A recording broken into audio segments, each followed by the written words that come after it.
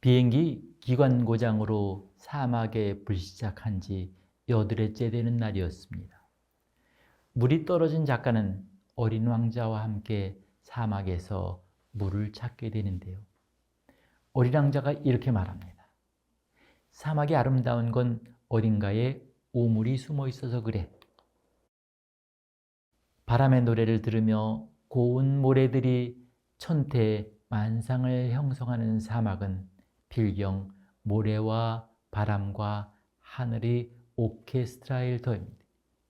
그런데 어린 왕자는 그 시면에서 대뜸 우물을 지목합니다. 그거는 누가 사막의 깊이에서 우물을 떠올릴 수 있겠습니까? 그래서 이 어린 왕자가 사막이 아름다운 것은 그 안에 그 속에 우물을 숨겨놓고 있어서 그래 라고 말하는 대목을 읽을 때마다 정말 놀랍지 않을 수 없는데요. 보이는 사막에서 보이지 않는 우물을 바라보는 영혼의 눈 덕분이었을까요? 그들은 마침내 우물을 발견하게 됩니다. 그런데 그 우물은 왠지 사하라 사막에 있는 샘 같지 않았습니다. 사하라 사막의 샘은 고작 모래 속에 뚫린 구멍일 뿐인데 그들이 발견한 샘은 마을에 있는 우물 같았어요. 도르래도 있었고요. 물통도 끈도 다 준비되어 있었어요. 어린 왕자가 도르래를 돌리려 하자 오랜 침묵을 깨고 삐그덕거립니다. 그 소리를 들으며 어린 왕자는 다시 환호하지요. 우리가 이 우물을 깨우니까 노래하는 거야. 노래하는 거야. 그랬습니다. 도르래의 노래를 들으며 둘이 물을 마시는데요. 그 물은 결코 단순한 물일 수 없었을 것 같습니다. 아주 특별한 천상의 선물에 가까운 어떤 것으로 축제처럼 달콤하지 않았을까요? 마크 오스본의 애니메이션 어린 왕자를 보면서 다시 한번 제가 그 생트쥐페리의 원작을 또 보게 됐는데요. 애니메이션에서 소녀의 어머니는 전형적인 타이거맘으로 되어 있습니다. 경쟁력과 성취 가능성을 제고하기 위해, 성취 가능성을 높이기 위해 철저한 계획 아래 엄격하게 교육하려는 타이거맘과는 달리 옆집 할아버지는 아이의 꿈과 자유를 중시하는 스칸디데디를 닮았습니다. 소녀는 스칸디데디와 교감하면서 어린 왕자의 세계로 진입하며 성장의 눈을 뜨는 것으로 그려지는데요. 보이지 않는 것의 중요성을 제대로 헤아리는 마음의 눈을 가다듬습니다. 이 어린 왕자라는 작품에서 여우가 이렇게 말하지요.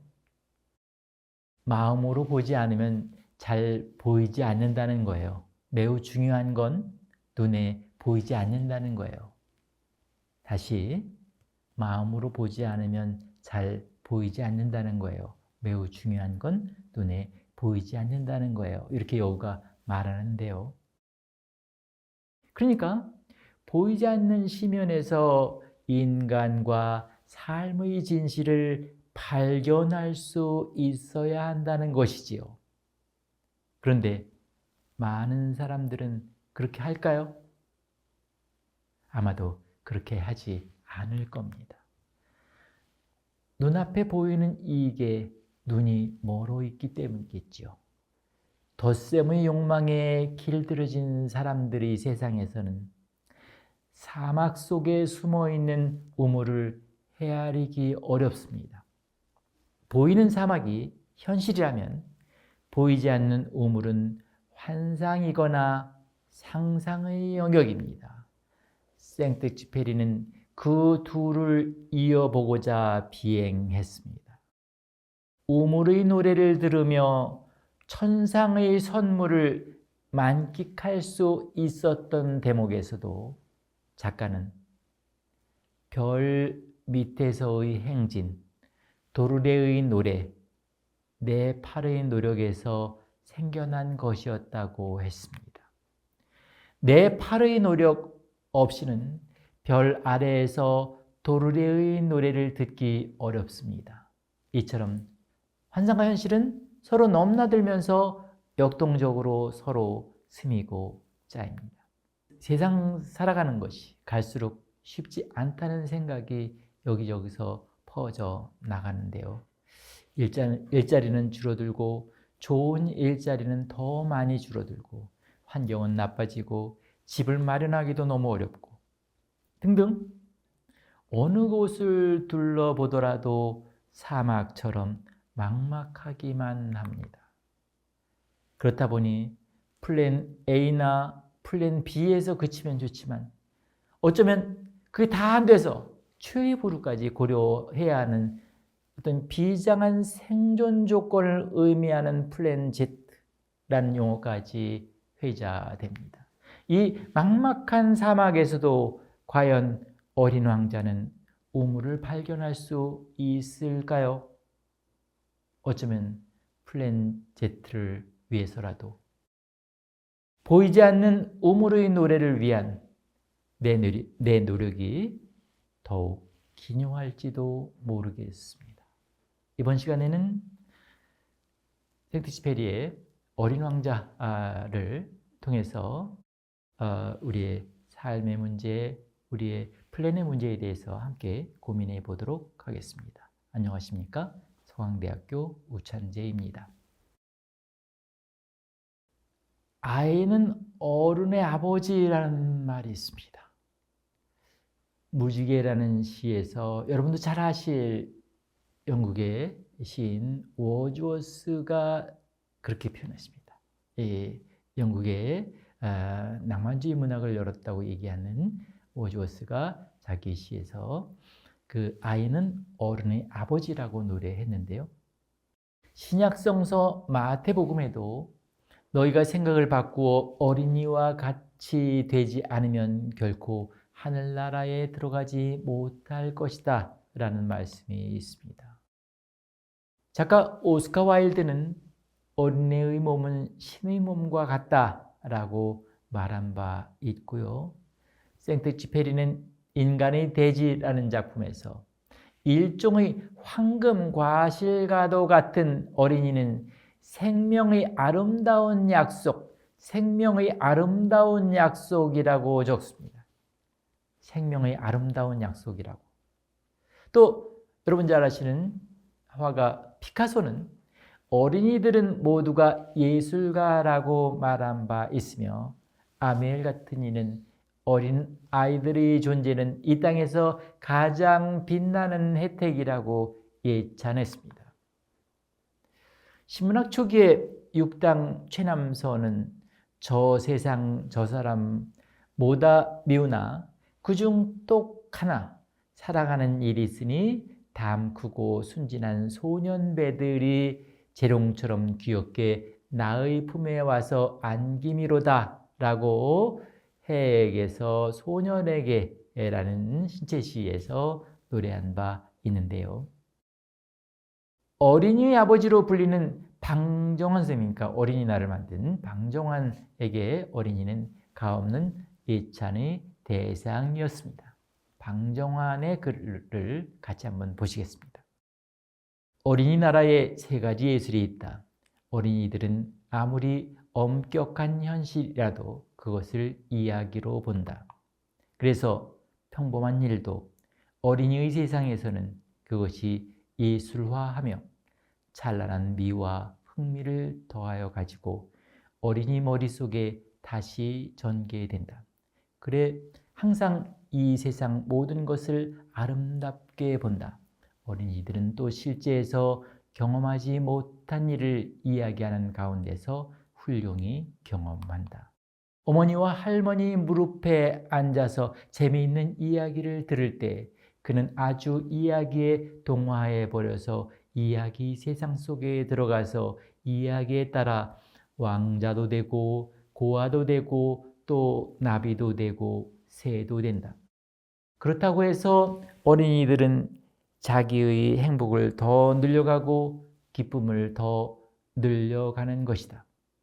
어린이는 모두 시인이다. 본 것, 느낀 것을 그대로 노래하는 시인이다. 고운 마음을 가지고 아름답게 보고 느낀 그것이 아름다운 말로 흘러나올 때 나오는 모두가 시가 되고 노래가 된다. 어느 날 무성한 나뭇잎이 바람에 흔들리는 것을 보고 바람의 어머니가 아들을 보내어 나무를 흔든다 하는 것도 그대로 시요. 오색이 찬란한 무지개를 보고 하느님 따님이 오르내리는 달이라고 하는 것도 그대로 시다. 예, 방정환 선생님의 어린이 예찬이라는 글에서 일부를 가져왔는데요. 이 방정환 선생님뿐만 아니라 많은 동서고금의 시인이며 작가나 철학자, 비평가들이 이런 어린이를 예찬한 바 있습니다. 어린이 속성이 그렇기 때문인데요. 어린이는 그 프랑스의 과학 철학자이자 비평가인 파실라르가 표현했던 것처럼 크게 보고 아름답게 봅니다. 그래서 피카소가 그랬듯이 예술가가 되고 방정환이 신뢰했듯이 시인이 될 수 있는 것입니다.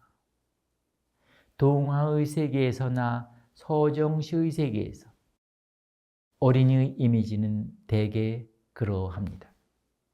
이와 같은 어린이의 본성을 가장 극적으로 드러낸 작품 중에 하나가 바로 생텍쥐페리의 어린 왕자일 겁니다. 확실히 이 어린 왕자라는 작품은 어린이의 영혼과 눈으로 인간과 세상과 우주를 성찰한 매우 탁월한 작품이라고 할 수 있습니다. 어른을 위한 동화라서 어린이가 읽기에는 다소 어려울 수도 있을지 모르지만 어른들이 이 작품을 읽는다면 잃어버린 자신의 어린이성을 동경하면서 시종 공감하고 반성적 상념에 젖어들게 될 것입니다. 어린 왕자를 심층 분석한 오이겐 드레보만은 본질적인 것은 보이지 않는다라는 책, 한국어판으로 번역될 때는 장미와 이카루스의 비밀이라는 제목으로 번역되어 있는데요. 여기에서 이 작품의 전반적인 성격을 다음과 같이 밝힌 바 있습니다. 어린 왕자가 우리에게 이렇게도 깊은 위안과 공감을 주는 까닭은 잃어버린 어린 시절이 영원한 꿈 때문일까? 물론 그렇다. 그러나 그것만은 아니다.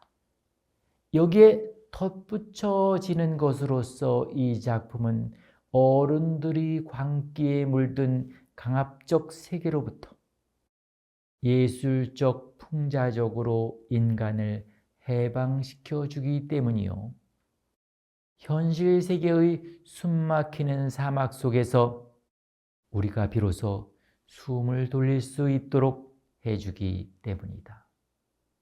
그러나 가장 근본적인 이유는 사랑의 조건이 없는 성실성에 대한 믿음을 어린 왕자가 어느 만큼 되살려낼 수 있기 때문이다. 그것은 인간이 서로의 노력과 책임의 세계를 약속하며 또 구현해 보인다.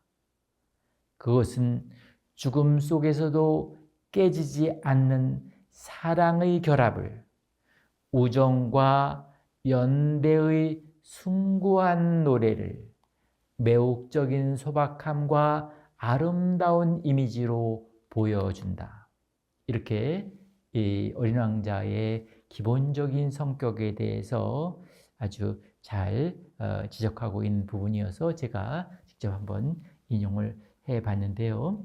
잠깐 우리가 이제 어린 왕자 본문으로 들어가기 전에 작가 생트쥐페리에 대해서 간략하게 좀 살펴보고 넘어가도록 하겠습니다.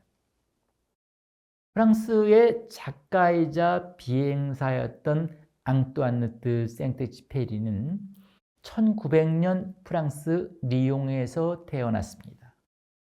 귀족의 후손이었던 그는 아버지를 일찍 여의었으나 어머니의 사랑을 받으며 행복한 유년 시절을 보낼 수 있었습니다. 이 시절의 시적 몽상과 창조적 열정은 훗날 그의 창작 활동에 중요한 밑거름이 되었다고 합니다. 특히 이 어린 왕자에 나오는 동경과 몽상은 그의 유년기적 체험과 매우 긴밀한 관련을 맺는 것으로 논의됩니다. 그러나 유년기의 시적 몽상은 청년기에 접어들면서 억압당하는 경우가 많았습니다. 일상의 의무와 부조리한 책임은 그로 하여금 탈일상을 위한 낭만적 동경에 젖어들게 했지요. 공군에 입대하여 조종사 훈련을 받았던 경험을 바탕으로 1926년 프랑스 항공사에 취직하게 되었는데요. 이것이 그의 생애와 문학에 결정적인 전기로 작용합니다. 아프리카의 한 비행장에 근무하던 시절에 쓴 남방 우편기, 이게 이제 1929년의 작품인데, 이 1929년에 쓴 남방 우편기를 시작으로 초기 우편 비행 사업의 긴박한 상황을 어떤 그 긴장감 넘치는 언어로 묘파하여 페미나상을 수사한 야간 비행, 이것은 이제 1931년에 쓴 작품이고요. 이렇게 이 남방 우편기 야간 비행 29년, 31년 이때 쓴 이런 그 생트쥐페리의 문학은 대부분 이 비행사로서의 경험에 바탕을 둔 행동주의 작품이었습니다. 15년여의 비행사 경험이 녹아들어 있는 인간의 대지라는 작품, 이것은 1939년에 썼는데요. 그러니까 이제 첫 작품 남방 우편기를 1929년에 썼다 그랬잖아요. 10년 후에 쓴 1939년의 인간의 대지 역시 이 작가의 그 비행사의 경험을 바탕으로 쓴 것입니다. 당시 비행 체험은 모험과 고난의 여정에 가까웠습니다. 삶과 죽음을 넘나드는 박진감 넘치는 실존이었습니다. 그런 고난을 극복한 후 얻은 삶의 진실한 감각과 명상을 에세이2로 그리면서 한계 상황에 처한 인간의 의지와 박진감 등을 휴머니즘의 시선에서 다루었습니다. 특히 1935년 비행 도중 사하라 사막에 불시착하여 기적적으로 아라비아 대상에 의해서 구출된 적이 있는데요. 이렇게 사하라 사막에 불시착했다가 정말 가까스로 살아난 이 작가의 경험, 이런 경험이 농축된 작품이어서 더욱 인상적입니다. 인간관계뿐만 아니라 인간과 자연과의 교감과 관계된 문제에도 관계를 가졌었는데요. 이 인간의 대지는 미국에서는 바람과 모래와 별들이라는 제목으로 번역이 됐는데, 이제 그렇게 번역된 것도 바로 이렇게 인간과 자연과의 교감, 뭐 이런 것, 관계, 이런 문제에 관심이 많은 작품이기 때문에 그렇죠. 이 작품으로 작가는 아카데미 프랑세즈 소설 대상을 수상했습니다. 2차 대전 중 작가가 직접 그린 사파와 함께 1943년에 어린 왕자를 미국에서 먼저 발표를 하게 되는데, 그러니까 미국에서 이제 본인이 프랑스어로 쓰고 미국의 번역가가 영어로 번역해서 이 어린 왕자는 미국에서 먼저 출판이 되고요. 나중에 불어로 프랑스에서 이제 나중에 출판이 됐는데, 시적 몽상과 우주적 동경으로 가득한 어른을 위한 동화인 이 어린 왕자는 20세기 문학사에서 빛나는 별이 되었습니다. 1944년 1월 지중해 연안으로 정찰 비행을 나갔던 생텍쥐페리는 이내 돌아오지 않았습니다. 혹은 돌아오지 못했습니다. 지구를 떠난 어린 왕자를 찾으러 혹시 소혹성으로 떠난 것이었을까요? 작가에 대해서 간단히 살펴봤는데 이제 어린 왕자라는 작품 안으로 들어가 보기로 하겠습니다. 이 작품은 아까도 말씀드린 것처럼 굉장히 이제 20세기 문학 전체에서 아주 유명한 작품이고 그래서 전 세계에서 아마 가장 많은 언어로 번역된 작품이기도 할 겁니다. 여러분도 대부분 어린 시절에도 또 어린이 버전으로 읽어봤을 수도 있고 또 나이 들어서 원문도 읽어봤을 수도 있는데 어떤 작품인지 같이 한번 음미해 보도록 하기로 하죠. 이 어린 왕자는 비행기 기관 고장으로 사하라 사막에 불시착한 비행사가 소옥성 B612호에서 왔다는 어린 왕자를 만나 그가 나눈 이야기와 그가 함께했던 또는 그를 관찰했던 행동을 기록한 작품입니다. 비행사는 어린 시절 코끼리를 삼키고 있는 보아뱀 그림을 그려서 어른들에게 보여준 적이 있습니다. 그러나 어른들은 그 그림에서 보아뱀을 보지 못한 채 모자 형상만을 볼 따름이었습니다. 어린이에 비해 어른들이 얼마나 본질적인 것을 잘 보지 못하는가를 일찌감치 체험했던 것입니다. 어린이가 그림에 대한 꿈을 접고 이제 비행사 어른이 되어 있습니다. 양 한 마리만 그려달라는 어린 왕자의 부탁을 받고 그림을 그려주는 과정에서 비행사는 자신도 어느덧 어린 시절 자기 그림을 제대로 보아주지 못했던 어른들과 닮아 있음을 절감하면서 반성하게 됩니다. 그렇게 어린 왕자를 서서히 알아가게 되지요. 이야기는 소옥성에서 어린 왕자의 생활, 지구에 오기 전까지 어린 왕자의 별 여행기, 지구에서의 여정을 담고 있으며 1년 만에 어린 왕자가 사라지는 것으로 전개됩니다. 1차적으로 어린 왕자는 지구 바깥에서 온 어린 왕자의 독특한 시선과 행동으로 독자들이 관심을 끌기에 충분합니다. 바깥의 시선과 사유를 통해서 지구 안에서 살아가는 어른들의 삶에 대한 반성적 성찰을 유도하고 있는 텍스트죠. 일상적인 삶의 억압과 의무, 경쟁적 현실에서 살아남기 등 여러모로 어른들은 어린 시절에 꿈꾸었던 순정한 꿈과는 다르게 소외된 삶을 억지로 살아가는 경우가 많습니다. 꿈의 근원으로부터 멀어진 채 고립과 소외의 늪에서 때때로 진실하지 않은 방법으로 자기 삶뿐만 아니라 남들의 삶도 일그러뜨릴 수 있습니다. 진정한 인간관계가 아득해질 뿐만 아니라 개개인은 존재 가치로부터 멀어지기 일쑤입니다. 그러기에 삶의 진정한 가치를 갈구하는 개인들은 영혼의 별자리를 동경하게 되고 그러면서 로버트 프로스트가 그랬던 것처럼 잃어버린 시간을 찾아서 방황하고 탐색하게 마련입니다. 그러니까 생텍쥐페리의 어린 왕자는 잃어버린 시간, 잃어버린 공간, 잃어버린 존재를 찾아서 진정한 인간 영혼의 성장을 모색한 소설이라고 할 수 있겠습니다. 다음으로는 이 작품에서 얘기하는 그토록 이상한 어른들의 세계에 대해서 한번 살펴보겠습니다.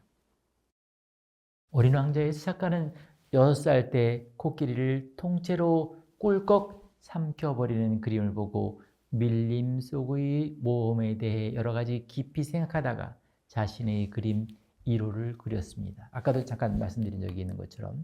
그런데 어른들은 이 그림에서 단지 모자만을 읽어냅니다. 자기가 그린 그림은 모자가 아니었죠. 코끼리를 통째로 삼킨 보아뱀이 그것을 소화시키고 있는 그림이었던 것인데, 그러나 어른들이 그것을 이해할 수 없었기 때문에 어린 시절의 작가는 다시 그림 2호를 그려야 했습니다. 어른들에게는 항상 설명을 해주어야 한다는 생각으로 말입니다. 작가의 그림 1호와 2호의 차이는 무엇이겠습니까? 그리고 각각의 그림들에 대한 어른들의 반응을 우리는 어떻게 이해해야 할까요? 이런 질문들과 함께 어린 왕자에서 비판적으로 성찰하고 있는 어른의 세계에 대해 숙고해 보기로 하겠습니다. 이 소설에서 화자는 어린 왕자가 당신은 마치 어른 같은 말을 하는군. 당신은 마치 어른 같은 말을 하는군. 이렇게 말할 때마다 아주 매우 부끄럽게 생각합니다. 부끄러움을 느낍니다. 그렇다면 부끄러움의 대상이 되는 어른의 세계, 다시 말해서 본질적인 것을 잃어버린 어른들의 삶의 실상은 어떨까요? 어린 왕자는 자신이 알고 있는 어떤 별이 검붉은 얼굴을 한 신사 이야기를 합니다. 그 사람은 별을 바라본 적도 없거니와 결코 누구와 사랑하지 않았다고 어린 왕자는 전해집니다. 별을 바라본 적도 없고 누구와 사랑한 적도 없었다. 오직 숫자를 더하는 것 말고는 하는 일이 없으면서도 늘 자신은 진지하고 중요한 사람이라고 뒤풀이 말했다는 겁니다. 자신을 뽐내고 자랑했다는 거죠. 이 신사처럼 어른들은 늘 덧셈을 하느라고 바쁘다는 겁니다. 여기서 덧셈이란 무엇이겠습니까? 덧셈이란 뭘까요? 사랑이 결여된 욕망의 덧셈일 수 있습니다. 권력, 명예, 재산 등을 보태려는 욕망의 덧셈 말입니다. 뿐만이 아닙니다. 어린 왕자가 자신의 소속성을 떠나 여행했다는 몇몇 별들에서 만난 어른들의 이야기에서 어른들의 세계는 비판적 성찰의 대상이 됩니다. 첫 번째 별에는 왕이 살고 있었습니다. 모든 존재를 자기 신하로 삼고 싶어하는 권력의 화신이었습니다. 금지와 허용, 지배와 명령을 통해 모든 존재가 자기에게 복종하도록 하려 했습니다. 그런데 말입니다. 작가는 너무나도 단순하고 일방적인 생각으로부터 벗어나려 한 것 같습니다. 분명히 어린 왕자가 방문한 첫 번째 별의 왕은 모든 우주를 통치하고 있다고 생각하는 인물이지만 나름의 합리화 기제를 가지려 한 것 같습니다. 이를테면 어린 왕자가 왕 앞에서 하품을 하자 예의에 어긋난다며 하품을 금한다는 명령을 내립니다. 그러자 어린 왕자는 긴 시간 한숨도 못 자고 여행을 했기 때문에 어쩔 수 없다고 말하자 그러면 하품을 하라고 명령합니다. 그러자 다시 명령을 받으니 하품을 할 수 없다고 하죠. 그러자 왕은 나는 내게 명령하노라 때때로 하품을 하고 때때로 이렇게 말을 줄이면서 그렇게 작은 신음소리를 내며 곤혹스러워하는 것으로 그려집니다. 또 모든 걸 심지어 별들도 통치한다는 왕의 말을 듣고 어린 왕자가 일몰을 보고 싶다며 당장 해가 지도록 명령해달라고 부탁합니다. 이어지는 대목의 본문을 같이 한번 읽어보기로 하죠. 저는 일몰을 보고 싶어요. 제 부탁을 들어주셔서 해가 지도록 명령해 주세요. 만약 내가 한 장군에게 나비처럼 이 꽃에서 저 꽃으로 날아다니라고 명령하거나 비극적인 드라마를 써오라거나 혹은 갈매기로 변해보라 했는데 만약 그 장군이 받은 명령을 시행하지 않는다면 그와 나 가운데 누가 잘못한 것이었느냐? 당신이겠죠? 어린 왕자는 확고하게 대답했다. 정확하다. 누구든 각자가 수행할 수 있는 것을 요구해야 한다. 왕이 말했다. 권위는 이성을 근거로 세워져야 한다. 만약 내가 내 사람들에게 바다에 가서 몸을 던지라고 한다면 그들은 혁명을 일으킬 것이다. 내 명령은 이성적이기를 따를 것을 요구할 권리를 가지는 것이다. 그러면 제 석양은요? 한번 물은 질문은 결코 있는 법이 없는 어린 왕자가 다시 물었다. 너는 석양을 갖게 될 것이다. 내가 요구하겠다. 그러나 나는 통치술에 따라 조건이 양호해질 때까지 기다릴 것이다. 그것이 언제인가요? 어린 왕자가 물었다.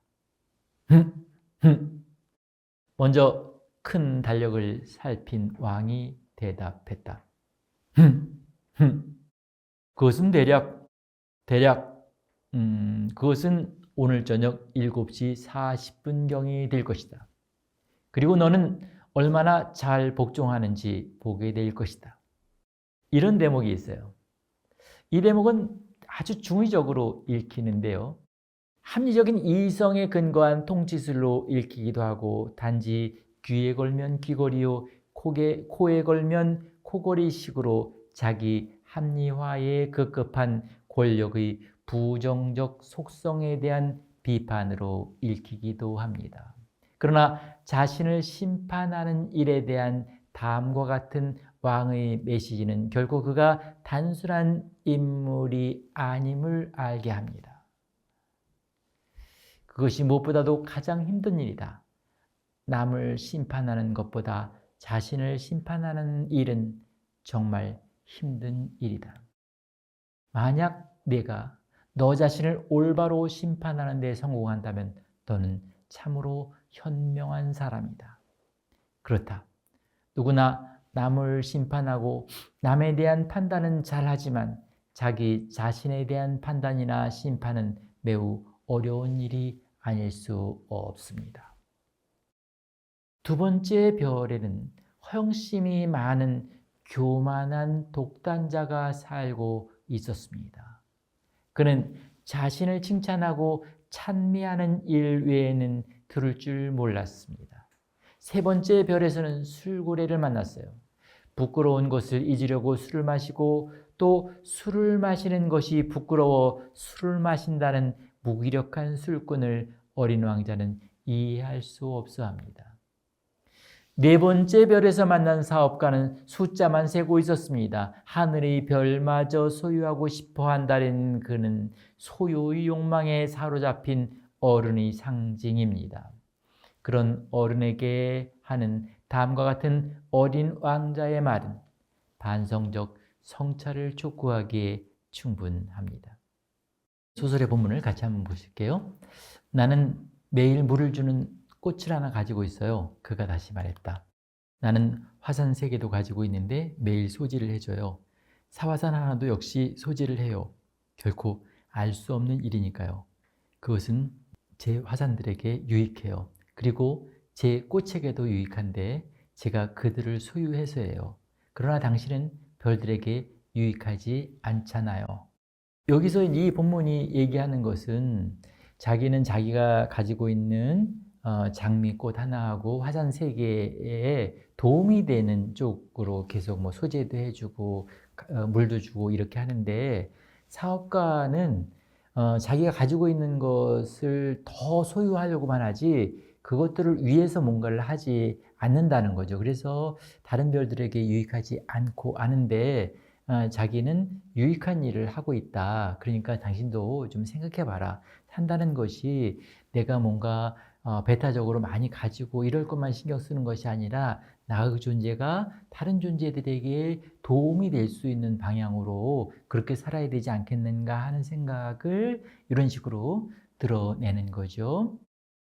이제 이어서 어린 왕자는 가장 작은 별인 5번째 별에서 가로등을 켜는 사람을 만나는데요.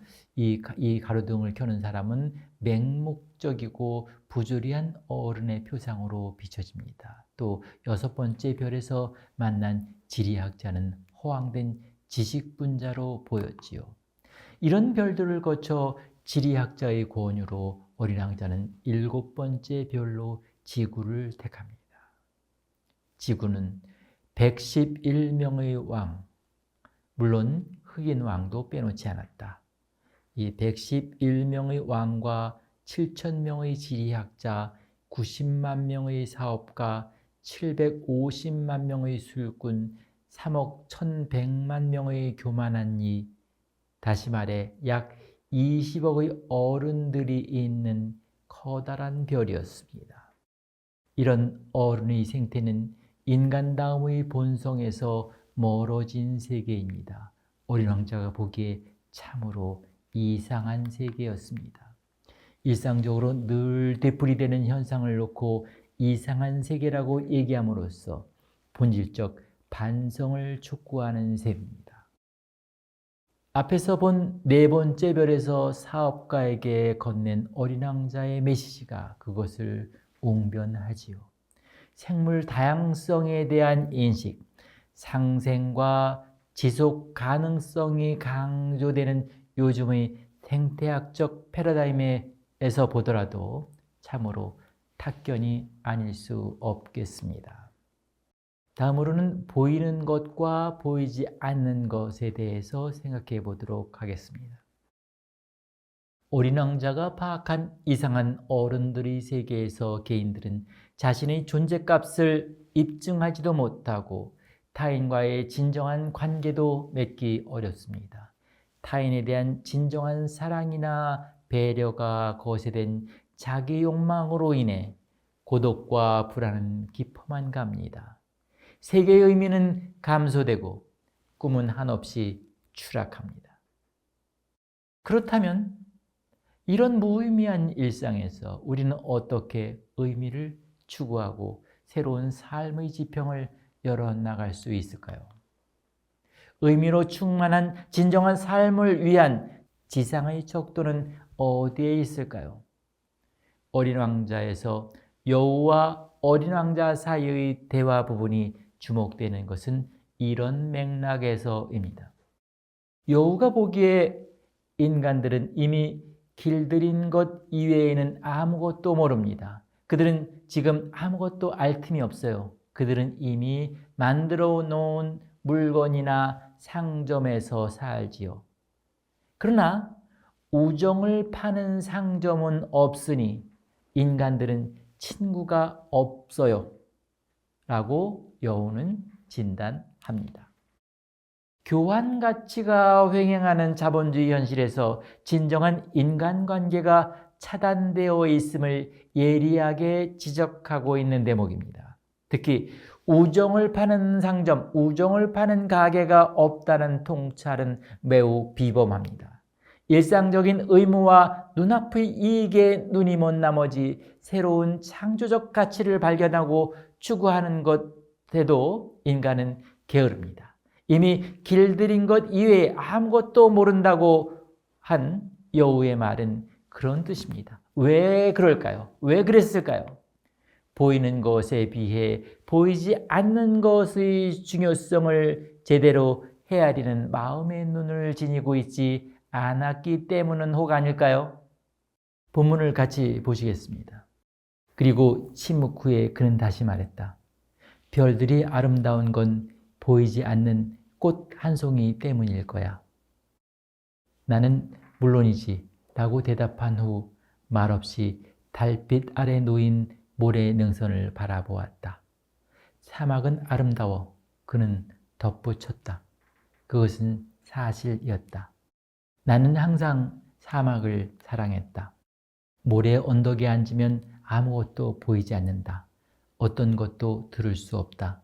그렇지만 정적 속에서 빛나는 무언가가 있다.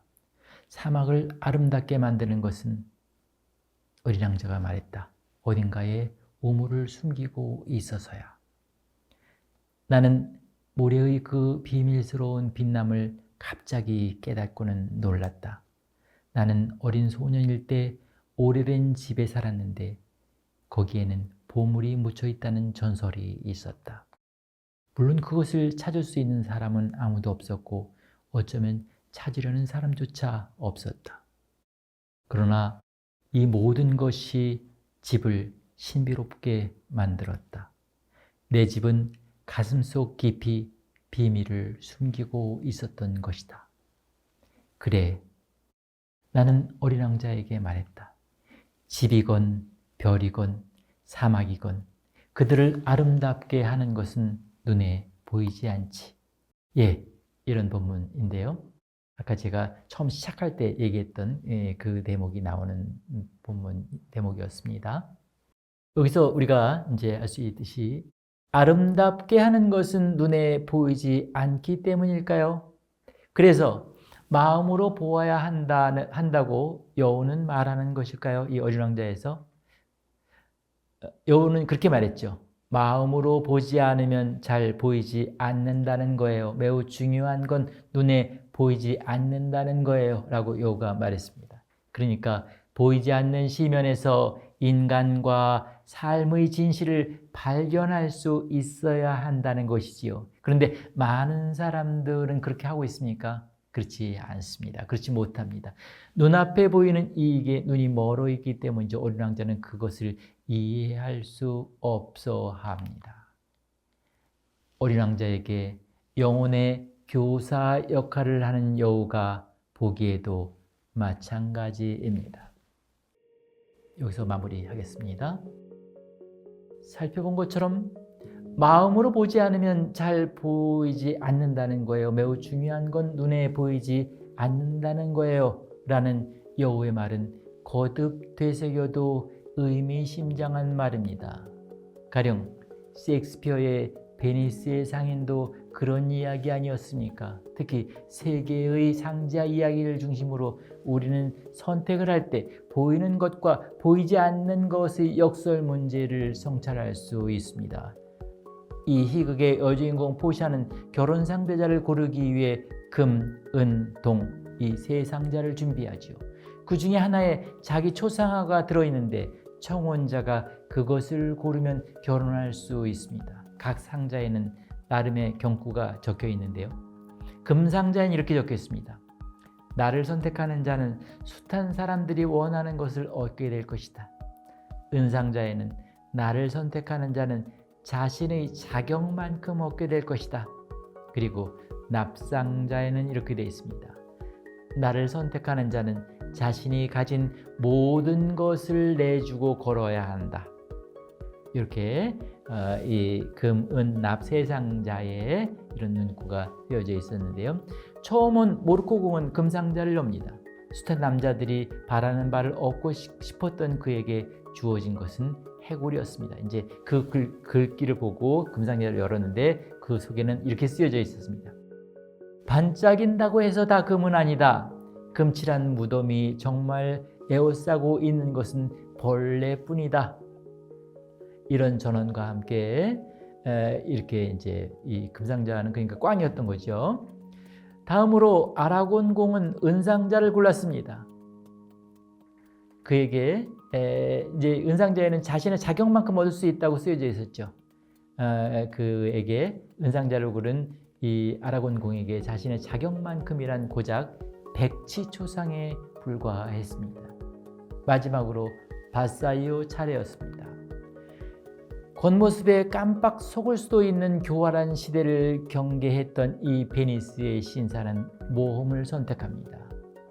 거기엔 보샤의 초상화와 더불어 축하의 메시지가 들어 있었습니다. 겉모습으로 선택하지 않은 그대, 운은 좋았고 선택은 진실했도다. 이 운명이 그대 몫이니 만족하라. 그리고 새 운명을 구하지 말라. 납상자를 선택한 바사요에게는 이런 축하의 메시지가 들어 있었습니다. 응당 겉모습을 중시하는 시선에서라면 당연히 금을 골라야 했겠죠. 금이 가장 고귀하고 선호되는 대상이었으니까요. 당시 상황 또한 바야흐로 금으로 상징되는 돈과 경제적 가치가 급부상하던 때였습니다. 하지만 찬란한 황금이 거부되고 창백한 납이 행운의 상징으로 선택되는 극적 아이러니가 또한 역전입니다. 금이 돈의 상징이라면 납은 반대로 인간성의 상징이었겠죠. 외면과 내면이 뒤집히는 이 역전은 보샤의 경우도 비슷합니다. 모로코 공과 아라곤 공은 재산 많은 왕이거나 제후였습니다. 즉 현실적 조건으로 보면 바사니오보다 훨씬 나았습니다. 그러나 보샤는 바사니오가 선택되기를 간절히 바랬습니다. 낭만적 사랑의 감정과 더불어 봉건적인 제후보다는 근대적인 신사에게 미래지향적 가능성이 더 많다고 생각했던 것이지요. 나비 금을 넘어설 수 있다는 것, 잠시의 겉모양과는 달리 내면의 진정한 본질 혹은 가능성이 따로 존재할 수도 있다는 이 인식, 셰익스피어는 물구나무 서기로서 그것을 웅변했습니다. 고양된 뒤집기의 미학을 창조했다고나 할 수 있을까요? 어른들이 보지 못하는 것을 어린 왕자는 잘 보고 있습니다. 어른들이 듣지 못하는 천상의 소리를 듣기도 했습니다. 어른들이 발견하지 못하는 사막의 우물을 발견하기도 합니다. 어린 왕자가 볼 수 있었던 것은 무슨 이유 때문일까요? 계속 이어지는 내용을 통해 더 궁리해 보기로 하겠습니다. 고맙습니다.